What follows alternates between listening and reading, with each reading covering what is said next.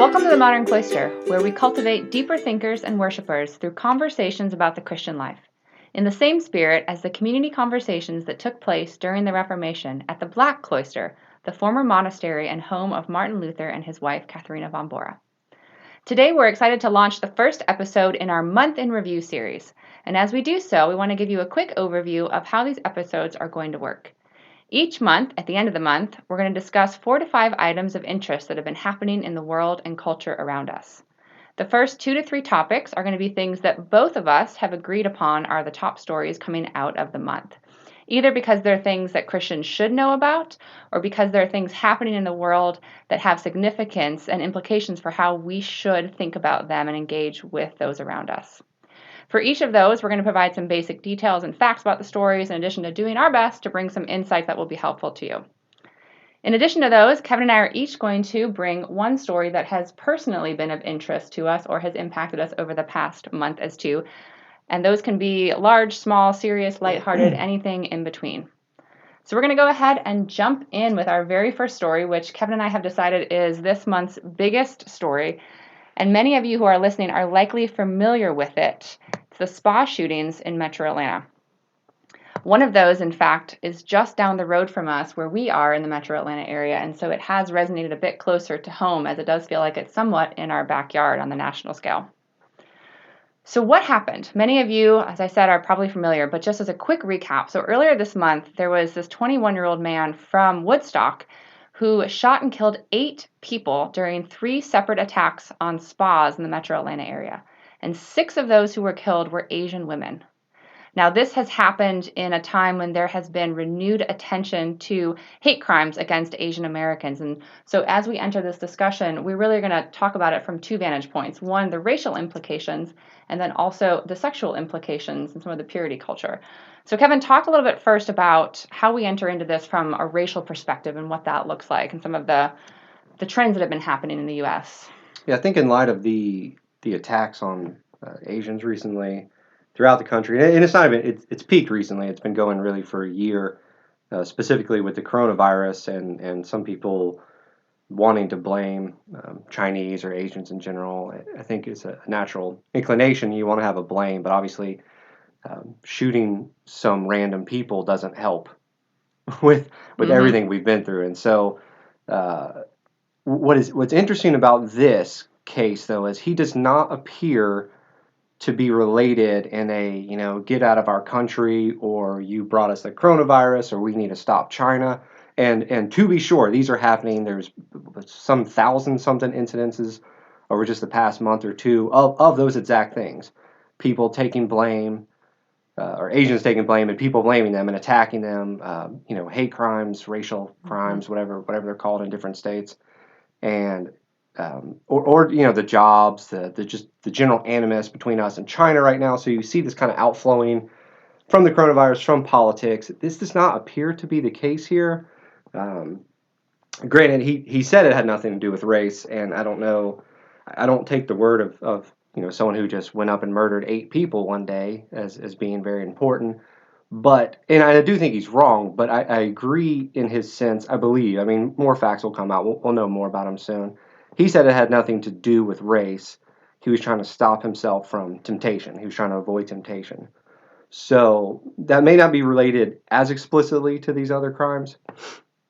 Excuse me. Pollen is about 1% of our air has pollen right now. It's quite high in Atlanta right now. If I sound a little funny, but he's saying race didn't have to do with it. And I think he's wrong there, because there's some sort of clear otherization. He's racializing these massage therapists, the massage parlors. He's looking at them thinking either from their profession or from the fact that they were Asian or mostly Asian or Asian-owned businesses, that they must, he's sexualizing them based on their race and profession or some combination of both. And so he's saying, well, these Asian people are tempting me more. Never got a clear answer on what the race of the other 2 people are. I'm assuming they're white, but there's kind of a guilt by association of being part of this. So if the majority being Asian, there's clearly a reference there, and maybe he thinks that whoever these other 2 people were, must be related as well. They must be more tempting. So there's certainly this otherization, and it's clearly race-based, and Mm-hmm. we would like to deny it because we don't like to think that we have these issues in America, but it's clearly plays a role here. Yeah, and we're going to talk a little bit more about the specific twist that this one brings to it, especially within the context of the Christian community and the church itself. But it is really important to understand the fact that this really is one more in a line of increasing attacks on Asian Americans that have happened over this past year. And I have a stat here that we pulled that said there was one group that was tracking these incidents and said that there have been about 3,800 incidents reported just since this time last year. And I don't have the exact percentage increase. We'll probably link to the article in our show notes so you guys can have full access to that. But it really is showing that increase, and to your point of the otherization. And just earlier this week, and many of you may have seen this as well, that video of the woman on the streets of New York who was attacked by a man just walking past her, and he kicks her, and then once she's on the ground, he kicks her again with no regard for the fact that she is a human. And she has dignity in and of herself, and even the people who were watching inside, the security guards of the building, they were right outside, closes the door on her after this happens, as if to say, we're just going to ignore this because we don't recognize essentially that you would warrant help and assistance and a stepping in to address the situation. And it's just heartbreaking to think that this is happening. And I think as a society, we need to take a hard look at ourselves and how we're doing this, but also within our churches to make it top of mind that we're called to love all people, regardless of race and ethnicity, country of origin, sexual orientation, anything of like every person is made in the image of God and therefore demands our respect and dignity. So I just Right. The video of the security guard shutting the door, and I don't know if he's a Christian or not, so I won't judge him on that basis. But that's almost the picture of the Good Samaritan. Yeah, that's a good I point. mean, not the Samaritan, the priest and the Levite, right? They're Yeah. who crossed the street to avoid him. They see this woman beaten; she was hospitalized. Yes. And they're like, "Yeah, we should probably just shut the door because that's weird. Yeah.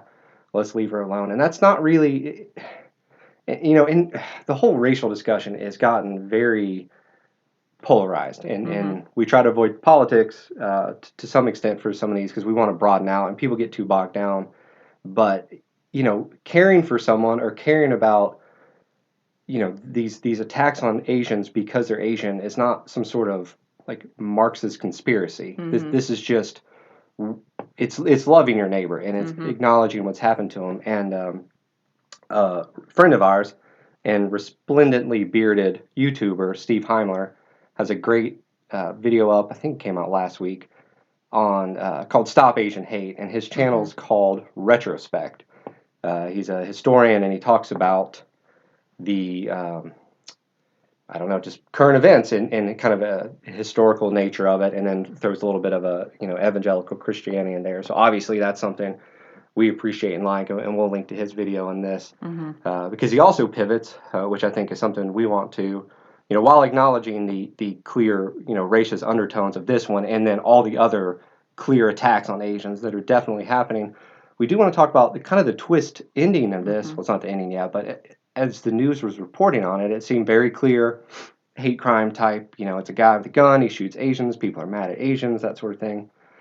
But when they asked him why he did it, if it wasn't race-based, he told them it was to avoid temptation. And so it came out very quickly. You've probably seen 30 articles out now. New York Times ran multiple ones about purity culture. And it's important at this point to note that he is, at least until recently, was a member of an evangelical Christian church in the metro Atlanta area. And so it ties him into the Christian community and the burden for us to understand what's happening so that we can respond to it well. So. Yeah, it was a Southern Baptist church about 15 minutes from our house where we're recording this. And the church itself is part of a group within the SBC that is, a little more politically active and more conservative. You have 30 million members, you're going to have some factions that are a little more conservative, a little more whatever it may be.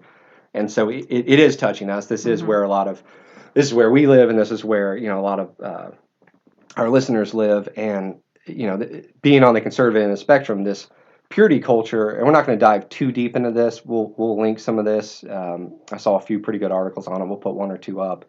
And I'll point out that Kevin DeYoung, who Carissa doesn't think many people know, So, in the comments or when you find her on Instagram, if I'm wrong, let Kevin her know. So he can hold it over me. I mean, Gospel Coalition celebrity pastor for well over a decade, but that's fine. So Krista doesn't know a famous Christian I know him. pastor. I'm not sure he's as named well known Kevin, to be clear. Okay. So, but anyway, Continue on. so Kevin DeYoung points to some nuance. He says, it's not, it can't be this purity culture thing. He kind of comes out against it, and I think he makes some good points as far as what about all the other people in the church? They didn't shoot anybody and that sort of thing. But he also, interestingly, comes from outside of it, and David French, who I'll talk about later too, had a little bit about it because I believe he said his wife grew up in it, and based on what she's saying, and then if you read posts and other articles or podcasts from people who grew up in it, they say, "Oh yeah, I could see this." I mean, there's kind of two parts. One, this is America. We're completely fine with people being shot. I mean, a week didn't even go by, and we had a shooting of 10 people in Colorado, and it's just part of the news cycle. So the shooting aspect isn't necessarily. So what's up for debate, I guess, is the purity culture and where to drive it. And there hasn't been violence from the purity culture. So I understand what Kevin is saying, Kevin DeYoung, not me, in the third person, obviously. But people who grew up in it, you could say, yeah, because he said he was trying to avoid temptation. And now it should be noted that he was in kind of a treatment center, I guess a therapy group that was across the street or near one of the places he shot. So that was his familiarity with it. But it's clear that as part of this, and we weren't in it as bad as some other people seem to have been. I believe our church did purity rings. I should say when I was in high school, I was in a Southern Baptist church. I think they did purity rings. But that's of course for women. Mine did one. I had one. You had one. Yeah, okay. I had one. So did men do them? Men didn't do them, right? I really don't remember. So there's an issue right there. But yeah, it was definitely more about the woman side of the purity culture for sure. Yes, and I remember that. And that's so clearly he's saying I need to kill these people to avoid sin. And of course there's biblical language, flee from sin, flee from temptation. That's biblical. Obviously that doesn't mean murder people. I think everyone can agree on that. But I think what kind of caught our eye and what's coming up publicly about this and why we view it as Christians wanting to talk about it, as being conservative evangelicals, obviously purity culture was part of a lot of our listeners probably. If you were in church in high school, from 92 to probably, I don't know if roughly, it's still probably still going on. Maybe it's waned. I really don't know. I'm not in high school anymore, so it was very much. Really, it seemed like it was one of the worst things possible that could exist with sexual sin, and it is bad. And Paul obviously talks about. It's a sin against the body and is worse than other sins. But the amount of time spent on that, I believe, it's excessive, especially kind of in light, and this is a little tangential, but Barna Research Group, which is a conservative evangelical group that does polling, kind of like Pew Research and some of these major Gallup poll people, and they polled Christians, and they asked them about the Great Commission. And the headline number was only, I'm going to get it backwards now, it's either 49 or 51%. So let's just say half of people could tell you what the Great Commission was.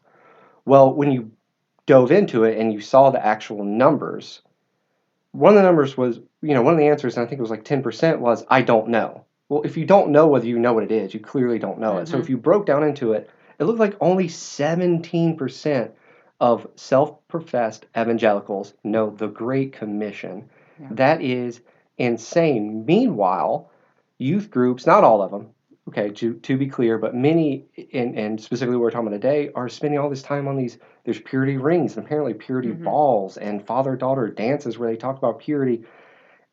And then those people leave the church and don't even know what the Great Commission is. Yeah. And this is just...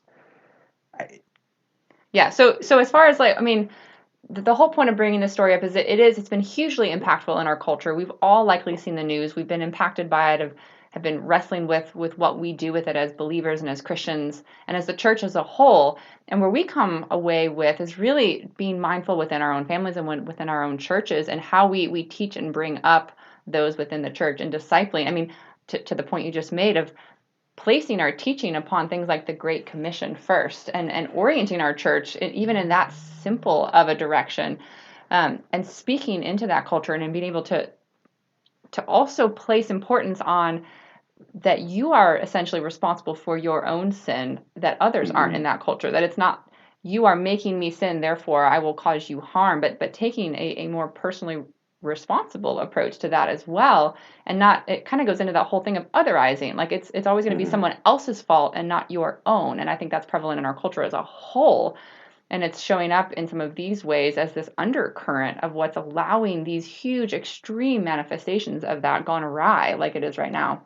Yeah, and the way what we say to our sons and daughters, we have both, and I believe our our the way we talk to women. Obviously, I wasn't a woman, and I don't know. I have no direct, but hearing you and hearing other people talk about it, and kind of seeing some of the outer aspects of it, is in no way the way we're going to talk to our daughter about sex and dating and marriage and all that sort of thing. And of course, I think there is a high responsibility. I think we need to talk to our sons different, but it's much worse.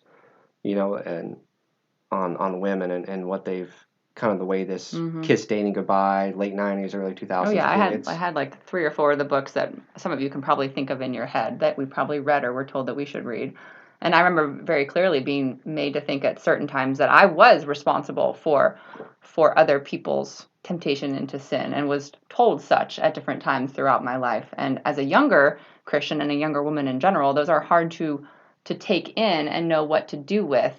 And as you wrestle through the faith and grow, hopefully in wisdom and maturity, you can start to place those appropriately. But they can leave some really big scars for some people. And I think that that's an important thing that the church should be addressing. So hopefully this will open up some conversation about that as well within churches, and we can take a good hard look at how we are having those conversations as well in the future. We need a healthy view on sex. I'll just say this and we'll wrap up because this has already gone longer than we thought. But I remember being in high school and I think it was a college kind of a intern maybe or whoever, and he was kind of discipling a group of us. And he's talking about lust. And of course, lust is confusing. Like, what is lust? Is it when I look at that woman when she walks by? Is that, especially when you're a teenager, because you're just consuming lust, especially as a teenage boy. Like, and so you're like, oh man, I don't want to sin too much. And so it's really the number one topic of conversation for anyone who works with, youth or high schoolers. Like, good for y'all. But y'all know what I'm talking about. And I remember asking this guy, like, well, what if you are married? What if I'm sitting at my office one day and I'm thinking, hey, I want to go have sex with my wife when I get home? Is that lust? And he told me straight up, if you're thinking about having sex with your wife while you're at work and you're supposed to, then there is something wrong with you. Yeah. So he was incorrect. And that's just not a healthy view. That's just, yeah. So the whole thing needs to be redone. What we're doing. So cracking it open. Let's take a look at it as a church and hopefully have a good step forward as a church to really address those important conversations, but in a really healthy way. So we're going to go ahead and segue into our next. We've already spent a couple more minutes than we had anticipated on this first story, but we're figuring out our rhythm for this new month in review. And our first story is likely always going to be the biggest, so it does have that prime spot where we're going to spend the most attention on it. And we have 3 more stories for you. The second is one that we both identified as well as a large one for the month of March, and it is the fact that Beth Moore officially announced in March that she was leaving the Southern Baptist Convention. Now, this is incredibly important for those of you who are familiar with Beth Moore, and even for those of you who aren't familiar with Beth Moore, you likely know her name because she has been a household name for biblical teaching, particularly for women, for decades. She is probably the most well-known woman within evangelical teaching circles. Yeah, and if she's not the most, she's within the top 3, sure. I would say. Most of you likely have heard a woman in your church talk about doing her studies or going to her conferences or any of those things. And so she has been a very, very visible, influential woman within the Southern Baptist Convention, the SBC. And so this announcement is huge and has sent really big ripple effects throughout the church. And it's the next in a line of departures from the SBC, really. But hers is in particular very interesting because of the way in which it happened, and the way it happened after a year or two when she became increasingly outspoken during Donald Trump's presidency, and the way that she really started with the Hollywood, the Access Hollywood tape back when it was candidate Trump. I can't remember if he had won he'd won the primary. He was the Republican candidate, and she basically put out there like, oh wow, this is going to sink. It's going to be hard for us to get a Republican in now. Like, what's going to happen?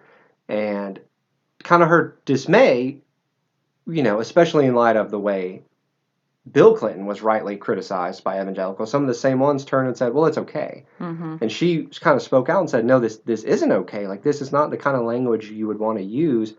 And instead of people, large scale pastors agreeing with, now there were some, but we're not going to rehash the whole 4 years of political debate here.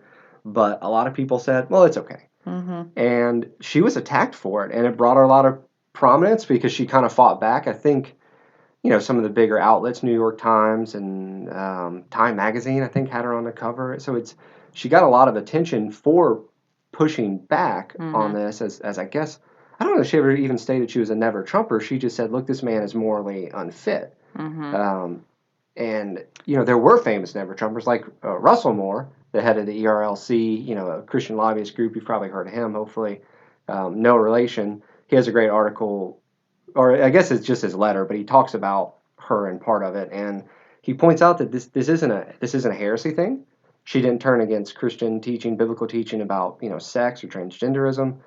She's not leaving the church, which we'll get to someone about that in a minute who kind of had that trajectory. There's some rumor that maybe she wants to preach, and of course the SBC, kind of more or less, depending on which church, doesn't ordain women to preach. It's a little convoluted because they're not technically a denomination, but we won't get into all that. Mm-hmm. But she left, and she's probably just the most famous.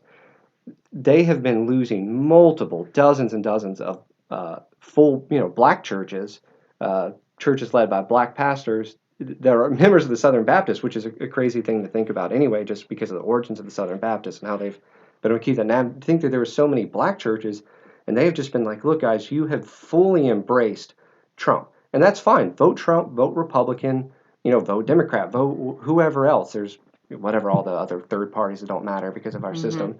But don't embrace it and say, vote for him, or, you're woke or you're a Marxist. I mean, Tim Keller's been called a Marxist. He's had to waste his time. It's just nuts. And, as Christians, we have the freedom to vote for whoever we want. And for someone who spent, again, I think almost 30 years publishing books, not even independent book publishing, it was the SBC publishing arm. Mm-hmm. And so again, and there's probably some criticism. I've never read any of her books. I'm sure there's things I would disagree, maybe theologically or some of her interpretations.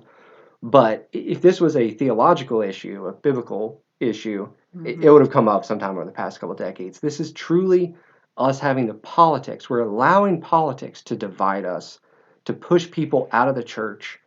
And this is just kind of a wild instance because she's such a famous, outspoken supporter of the Southern Baptist Church. To be leaving is just, and for something over a political candidate who's not even in office anymore, it's pretty wild. Yeah, it is. So that's a good segue into our next one. So we have two more. So I'm going to bring one now, and then Kevin's going to bring one. And this is one that has personally been impactful for me this month. And it's also about someone leaving the church, but for different reasons. There is a singer-songwriter named Audrey Assad, who many of you may listen to and know. She has been, for me, one of my greatest songwriting influences in the trajectory of my songwriting career. I love her work. I think she is brilliant, and I could listen to her music for hours. And I kid you not, when I need inspiration or when I'm stuck on something, I go to her music because I find in it so much. And so I have been following her, as you would probably guess, for several years because of that. And I don't follow her every day on social media, but I have a general working knowledge of when she has new music out or she puts something big out. We often in our churches sing songs by her or her arrangements of certain hymns because she's done a couple hymns and some hymn projects over the years as well.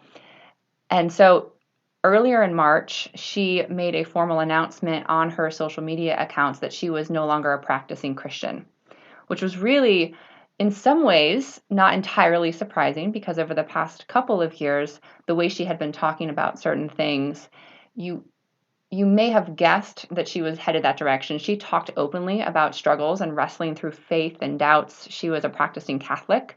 That is, to my knowledge, her upbringing. But her relationship with the church and with the scriptures and with the Psalms and with the liturgies and even with some of our older theologians, like she would pull such rich material from them in her writing that it struck me as almost impossible, which is not the case, but that someone could write from a place of such truth and yet still be able to, over the course of these past couple of years, find her way so disconnected from it that she would, as of this month, tell everybody essentially that she was not just no longer a practicing Catholic, but was no longer a practicing Christian.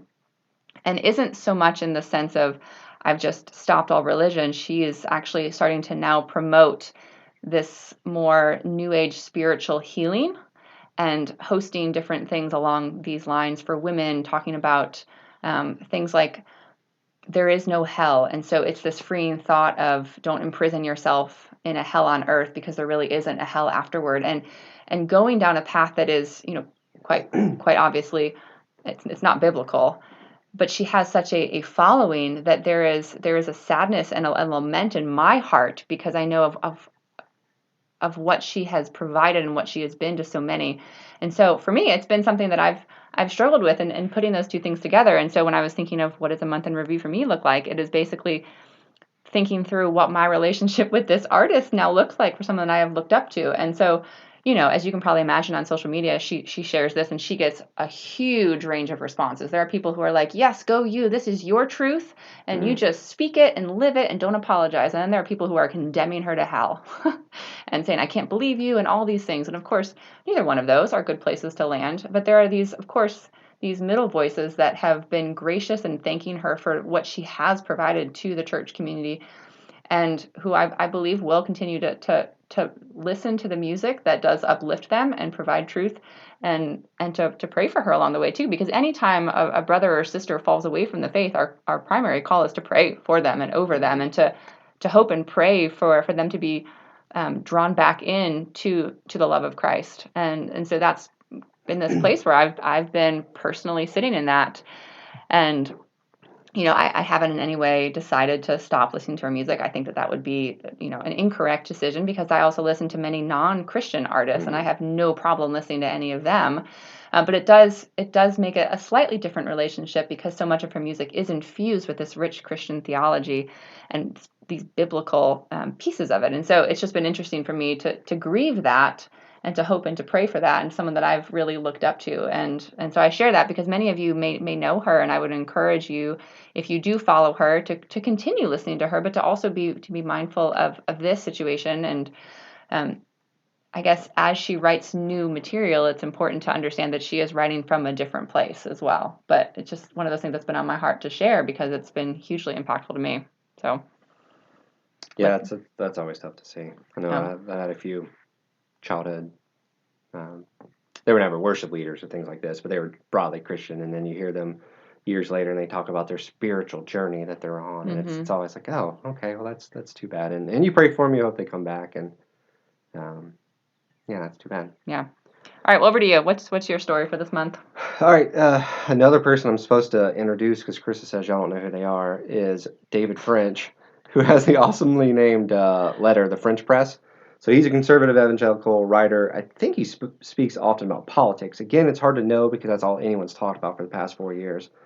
This is not about politics, don't worry. I said we weren't going to do it too much, and we spent a lot of time on it already. But he, and we'll link this in the show notes too, but he has his article out, I don't know, a couple Sundays ago, and it's based on a survey that was done of, the different religious groups, as I think Pew, or maybe kind of the way the political scientists talk about America. You hear white evangelicals on the news all the time, and there's no, really theological basis. It's all self-identification. So they break us, the American people, into like 9 groups. So think, Catholics, Black Protestants, people who are atheists, people who have no religion.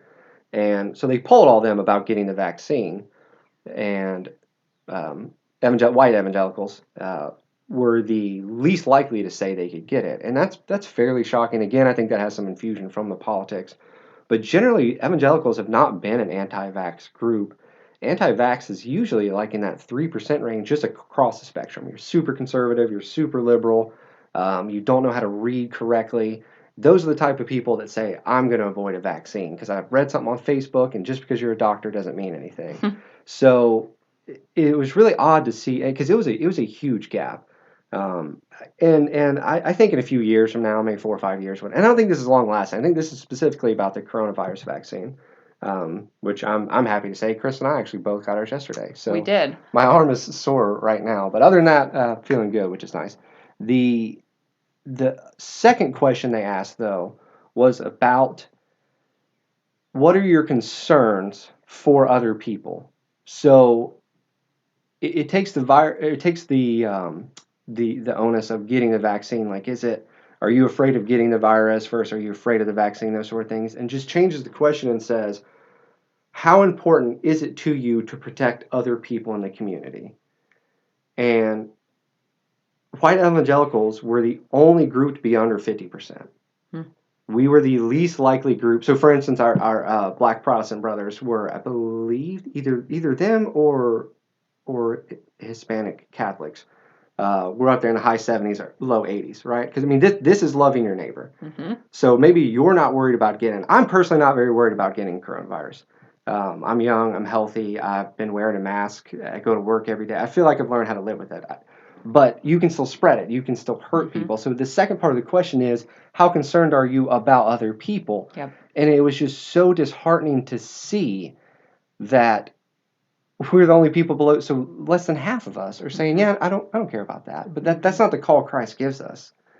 The story of the Good Samaritan, the idea isn't, love your neighbor wasn't the new thing. That's a ancient thing. That was in the Old Testament, obviously. The idea was everyone's your neighbor.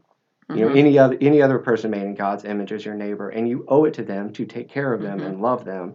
And stopping a fairly easily preventable spread by getting this shot or two, it's just, I can see if you're scared and you have concerns, but to see that we were the least likely was just really disheartening. And it goes back a little bit to the political influence, I think. So I do hope that fades. That's my hope for that. In a related thing, I know we're crunched on time. I know some of you may have also seen, related to that came out. Actually, I don't know if he's a pastor. I'm not entirely sure what he is. But he said that empathy itself was unbiblical. Oh, yeah. I remember seeing that. And I don't really have anything to say about that. But that's clearly, please read the Bible. And also, I'd say I saw a lot of liberal Protestants who all of a sudden want to talk about these sort of things. They went to for we do not have a God who does not sympathize, and they changed that to empathize. I do want to make clarification. I get what they're getting at, but they are changing the literal Greek. It is sympathize. So we don't go that far and say that, but clearly empathy mm-hmm. is a biblical concept. It's certainly not unbiblical. No. And to see evangelical Christians say we shouldn't be empathetic and we shouldn't worry about our neighbor, it's just not where I think we want to be right now. Oh, yeah, it's definitely not. And so all of us have responsibility in there to learn how to love our neighbor better. I mean, we do, y'all do, everybody does. That is one of the biggest charges of the church. So let's all work on loving our neighbor more and finding ways to repent for the ways in which we don't all the time. So that's our show for today. We hope you guys enjoyed it. We're figuring our way around these month in review, so we'd love to hear your feedback on whether you found these stories and insights helpful so we can help infuse your thoughts and feedback into the next one. If we should just stick to one, because our original goal was to go 15 to 20 minutes, and here we are doubled that. 35 so you guys have learned that we like to talk about these kind of things. So anyway, in closing, we hope that you enjoyed. If you haven't already, please rate, review, and subscribe to the podcast. You can connect with us on social media. I'm at Carissa Turner on both Twitter and Instagram. And Kevin, excitingly, has joined Instagram. I still don't know what it is, but you can find me on Instagram, Kevin Reviews Books, where, as the name implies, I discuss artisanal cheeses. You can also find me at MondayMorningTheologian.com or at the Kevin Turner on Twitter. Thank you guys for joining us. We'll see you next time.